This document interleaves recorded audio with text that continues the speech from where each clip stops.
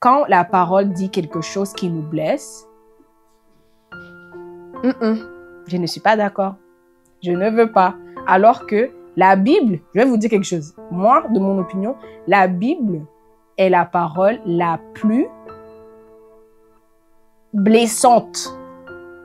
Je vous dis, dans la Bible, tu vas te faire mal. Le Seigneur va briser ton cœur. En fait, tu vas tellement être à l'encontre des choses parce qu'en fait, ça vient te blesser parce que ça vient à l'encontre de la vie, des réalités modernes que tu es en train de voir. La Bible, elle est très blessante.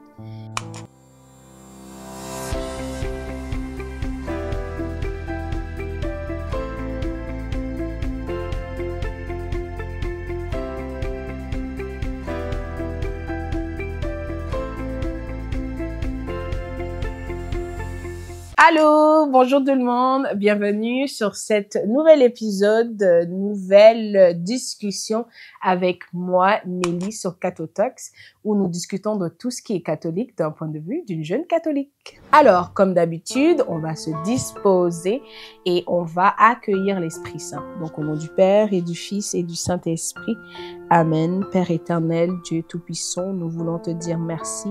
Merci, Père, pour ce moment que tu vas nous permettre de passer dans ta présence. Merci pour les informations, pour la discussion que tu vas venir, Seigneur, mettre dans nos cœurs. Je te demande, Seigneur, de faire descendre ton Esprit Saint qui vienne nous guider, nous inspirer, qui illumine nos pensées, qui dispose nos cœurs à recevoir, Seigneur, la parole que tu as pour nous, qui délie nos langues, Père éternel, afin que nous puissions proclamer ta parole, partager avec nos frères et nos sœurs ce message que tu as déposé au plus profond de nous. Prends le contrôle, Seigneur, de notre intelligence, afin que nous puissions comprendre ce que tu veux nous dire en ce soir, en ce matin, en cet après-midi. Père éternel, je demande que ton Esprit Saint parle à travers moi, qui m'inspire des paroles, qui va édifier mes frères et mes sœurs à travers ce message. Que Seigneur, tout ce que je dirai dans cette discussion ne vienne que de toi et viens aider pour l'agrandissement de ton royaume. C'est en ton nom et au nom de Jésus-Christ, ton Fils, que nous avons prié. Amen. Au nom du Père et du Fils et du Saint-Esprit. Ok. Quelle discussion nous allons entamer aujourd'hui sur quel sujet? Je pense que c'est important de discuter de cela parce que c'est quelque chose que j'ai remarqué beaucoup dans l'Église. C'est c'est une chaîne de jeunes, donc c'est approprié de parler de ce sujet. C'est pourquoi est-ce que les jeunes quittent l'Église catholique? Pourquoi? Qu'est-ce qui vous pousse à quitter l'Église universelle, créée par Jésus? Donc, aujourd'hui, on va discuter un peu de certaines raisons que j'ai trouvées par des recherches, par des discussions et avec des personnes qui ont quitté ou qui avaient l'intention de quitter l'Église. Donc, je me suis dit, pourquoi pas les mettre ensemble et partager, parce que c'est quelque chose qui est très réel, c'est une réalité que nous vivons. Surtout dans le côté francophone, je le vois plus. Surtout que dans les médias francophones, on nous médiatise que l'Église est l'Église catholique est vieille, elle perd des jeunes. Mais c'est le contraire chez les anglophones. Mais donc je me suis dit pourquoi pas le partager avec sur cette chaîne. Quelques raisons pour lesquelles les jeunes quittent l'Église. Donc la première des raisons que moi j'ai remarqué, c'est qu'il y a un manque de connaissances bibliques et de la tradition sacrée de l'Église. Donc quand il y a un manque de connaissances de la Bible et des traditions, ça pousse aux personnes de se laisser influencer très rapidement. Par exemple, plein de jeunes ne lisent pas la Bible. On va être honnête, on ne lit pas la Bible. À part quand on va à l'église le dimanche. Même quand on va à l'église le dimanche, on écoute, on ne le lit même pas. OK? Donc combien de personnes avant d'aller à l'église le dimanche lisent l'évangile ou lisent la première, la deuxième lecture, le psaume, l'évangile avant d'y aller? Combien de personnes méditent sur le texte avant d'aller à l'église? On s'habitue vraiment seulement à que c'est le prêtre qui doit prêcher. C'est le prêtre qui doit lire. C'est le prêtre qui doit nous instruire. Alors que c'est important aussi de lire de soi-même. C'est important aussi de méditer. L'Esprit Saint qui est dans le prêtre, il est aussi en toi. Donc, c'est à toi aussi de chercher, de demander et de te laisser guider par l'Esprit Saint sur la méditation de la parole, sur la connaissance de Dieu. Parce que même dans la Bible, ça dit « Mon peuple périt par faute de connaissance ». Donc, nous-mêmes, on ne va pas chercher. OK? Donc, il y a ce premier, parce qu'on ne cherche pas, il y a le manque de connaissance. Et on n'a même pas ce désir, il n'y a pas ce zèle d'aller lire la Bible. Donc, de un. Il y a aussi le fait que quand tu ne lis pas la Bible, mais je vois, en fait, on va être honnête que les jeunes catholiques, la plupart du temps, quand tu vas rencontrer un catholique, c'est plus, genre, la religion, il a hérité de son enfance. Donc, tu vas pas trouver beaucoup de catholiques qui se sont convertis. OK? C'est beaucoup de catholiques qui ont grandi dans une maison catholique, une maison religieuse, tout ça. Donc, ils ont comme hérité. Donc, quand ils ont hérité, pas beaucoup de personnes créent une relation avec Jésus. Ils créent pas une relation avec Dieu. Ça devient comme une routine. Aller à la messe, les dimanches, ou le jour de Pâques. Avoir fait peut-être son baptême, sa première communion, sa confirmation. Mais après ça, stop. OK? On voit, il y a une étude aux États-Unis qui a dit que les jeunes quittent l'église avant 18 ans. Au lycée, au collège, à l'université, c'est à cet âge-là que beaucoup de jeunes quittent l'église catholique. Donc, nous devons prendre vraiment le temps d'apprendre sur notre foi, de lire la Bible, de lire faire la catéchèse, lire en anglais c'est catechism. Donc je pense que en français c'est catéchèse, lire la catéchèse, le livre même, le lire, s'instruire et voir que c'est fondé sur la Bible. Donc avoir ces deux-là, c'est là que ça va nous permettre de grandir dans notre foi, de nous approfondir et de grandir dans la connaissance aussi de pourquoi on fait telle chose à l'église. La plupart du temps, est-ce qu'on sait même pourquoi on se lève, on s'assoit, on s'agenouille? Est-ce que les gens savent? Est-ce qu'on sait c'est quoi j'ai fait une vidéo sur comment comprendre la messe, mais est-ce que plein de personnes, moi-même y compris au début, je savais pas pourquoi on faisait des choses. Mais j'ai dû aller m'instruire pour savoir. Je ne veux pas juste être comme un mouton, genre on le tire seulement, il fait.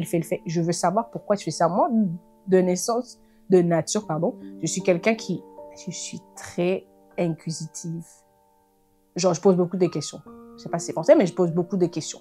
J'analyse beaucoup. Donc, et je n'aime pas qu'on me dise de faire quelque chose et puis je fais juste. Tu vas me dire de faire quelque chose, je dis, mais pourquoi? C'est quoi la signification derrière? C'est quoi qu'est-ce que ça veut dire? Donc, moi, je recherche toujours. Donc, on doit être ces jeunes qui se posent toujours des questions, mais à demander avec l'Esprit Saint. Donc, parfois, on demande avec aussi des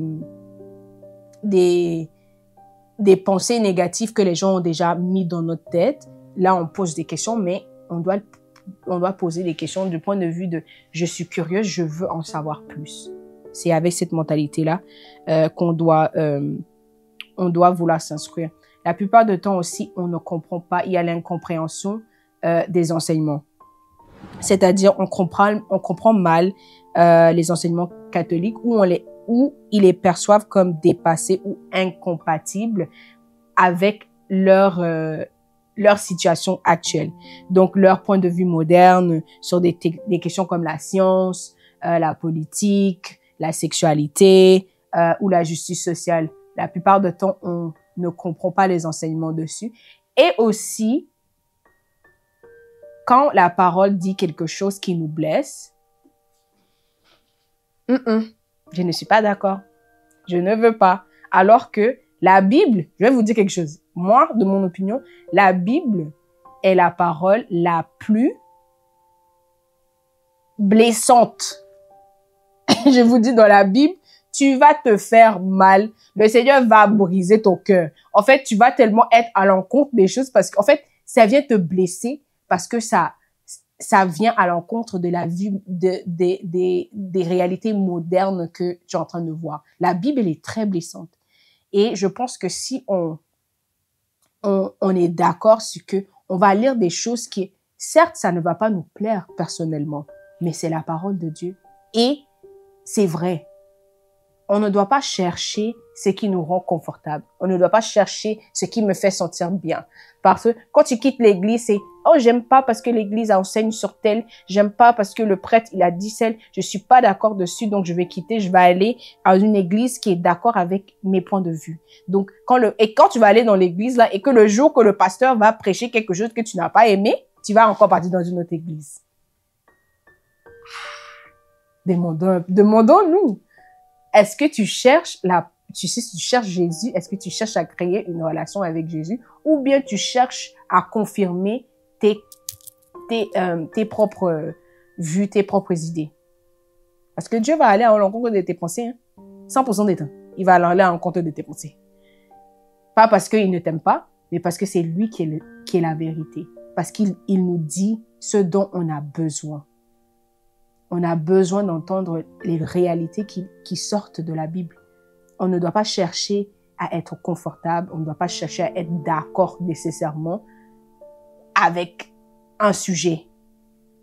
Dans la vie de maintenant, la société va te dire « Ah, your body, your choice. » Réalité, c'est pas ton body, ton choice. Ton corps, c'est le temple de l'Esprit Saint. Ton corps appartient à Dieu. Même dans sa parole, quand on va le jour du jugement, on n'aura plus le même corps. C'est-à-dire, c'est pas à toi, en fait. Si la mort est quelque chose qui nous confirme, la mort est quelque chose qui nous confirme pas, c'est pas ton corps, ça ne t'appartient pas. En fait, il te prête, le Seigneur est en train de te prêter son corps, en fait. Donc, vois ça comme la parole de Dieu va aller à l'encontre de tes vues, mais ce n'est pas parce qu'il ne t'aime pas, c'est parce que ça vient vraiment te chercher et ça vient vraiment t'instruire et ça te fait vraiment grandir. Donc, les jeunes quittent par rapport à cela. Et j'ai parlé de l'environnement. Il y a une influence, ils quittent aussi parce qu'il y a l'influence culturelle et sociale. Donc, les jeunes adultes sont exposés à une variété de croyances qui peuvent comme venir nuire à ceux qui l'ont, avec les croyances qu'ils ont grandi avec. J'ai dit tantôt que les jeunes quittent avant l'âge de 18 ans.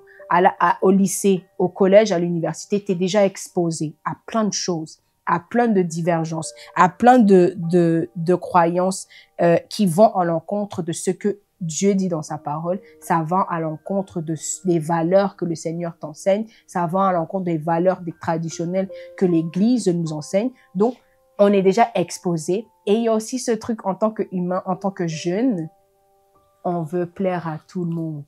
OK? On veut avoir ce sentiment d'appartenance. On veut avoir ce sentiment d'être inclus dans un groupe, dans une communauté, dans une société. Et la plupart du temps, on est prêt à aller à l'encontre de nos valeurs pour pouvoir parler de ça. J'ai fait une vidéo où je parlais de la solitude avec Dieu. Parce que quand le Seigneur t'appelle, il enlève certains trucs et tu es très vulnérable à l'âge de 16 ans, 17 ans, 18 ans. Il y a une influence de personnes, il y a des choses, il y a le sexe, il y a la drogue. En fait, tu es exposé à plein de choses où la société te dit, l'église, c'est une prison. Être avec le Seigneur, il te met dans une case. C'est pas la vérité là-bas. Alors tu es libre. Tu es quelqu'un de libre. Viens vivre ta liberté. Donc, fais ce que tu veux, ton corps, ton choix. Viens croire en ce. Est-ce que vraiment Jésus était tel? Est-ce que vraiment Dieu a dit ceci? En fait, c'est des choses comme ça qui poussent les jeunes à quitter leur appartenance, à quitter les valeurs traditionnelles avec lesquelles ils ont grandi. OK? Donc, une fois que tu es entré dans le monde, tu es très susceptible à tomber. Tu es très susceptible à changer si tu n'es pas vraiment, si tu n'as pas, comme je l'ai dit au début, créé une relation avec Jésus. OK? Quand je disais que la plupart du temps, les jeunes catholiques, ils ont grandi dans une maison et ça devient comme une routine. Mais à un certain moment, il faut créer une relation. Moi, au début, oui, j'avais, dans mon cheminement avec Jésus, Je partais à l'église, au début, je partais à l'église parce que j'ai grandi dans une famille religieuse, j'allais juste à l'église. Mais quand j'ai développé ma relation avec Dieu, je suis allée chercher vraiment pourquoi je fais cela. Seigneur, où est-ce que dans ta parole ça dit ça? Pourquoi l'église catholique? Pourquoi je crois en toi? Pourquoi je crois au saint? Pourquoi je crois à Maman Marie? Pourquoi je lui porte une telle importance? Pourquoi je la vénère? Pourquoi est-ce que je loue Jésus? Quelle est la place qu'il a dans ma vie? C'est quand je suis allée chercher de moi-même. C'est pas parce que j'ai grandi dans une famille que je suis catholique. Oui, je suis née catholique, mais ce n'est pas la raison pour laquelle je suis catholique. Donc, en tant que jeune, il faut que nous cherchions les raisons pour lesquelles nous croyons à ce que nous croyons. Parce que ça devient très facile d'avoir des personnes à l'extérieur, de venir nuire à nos pensées. Parce que tu ne sais pas pourquoi. On va te dire, tu loues Marie, mais tu n'as pas étudié pour savoir que non, on ne loue pas Marie. C'est comme ça que tu tombes. Ok? On va te dire que vos objets, c'est l'idolâtrie. Dieu n'a jamais dit ça. Mais toi, tu n'as jamais lu la Bible. Tu ne sais pas que c'est dans la Bible et que ce n'est pas de l'idolâtrie. Ok?